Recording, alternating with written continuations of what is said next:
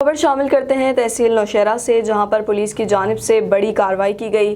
चोरी और राहज़नी की वारदातों में मुलव्विस गैंग गिरफ्तार कर लिया गया। मुलजिमान से भारी मिकदार में असलहा और मतलूबा सामान भी बरामद कर लिया गया है। मज़ीद जानते हैं अपने नुमाइंदे मोहम्मद शफीक से। जी शफीक, क्या तफसीलात हैं इसके मुतालिक?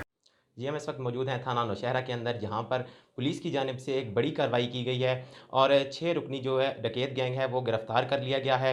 हमारे साथ मौजूद हैं डीएसपी साहब। सबसे पहले हम वादी सून के जो नौशहरा थाना नौशहरा के एसएचओ हैं कामरान बख्श साहब, उनको और उनकी तमाम टीम को मुबारकबाद पेश करते हैं इस कार्रवाई पर, और डीएसपी साहब से इस हवाले से बात करते हैं कि वो इस हवाले से क्या कहते हैं।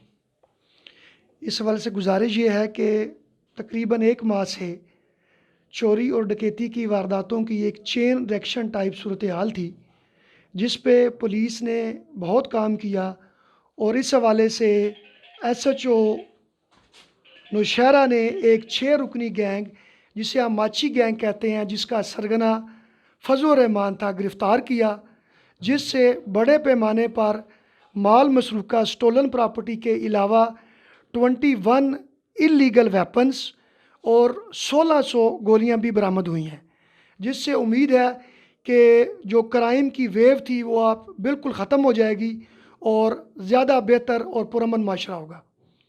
जी, बिल्कुल डीएसपी साहब का कहना था कि इस गैंग के गिरफ़्तार होने के बाद जो क्राइम की रोकथाम है वो बिल्कुल ख़त्म, क्राइम जो है वो बिल्कुल ख़त्म हो जाएगा।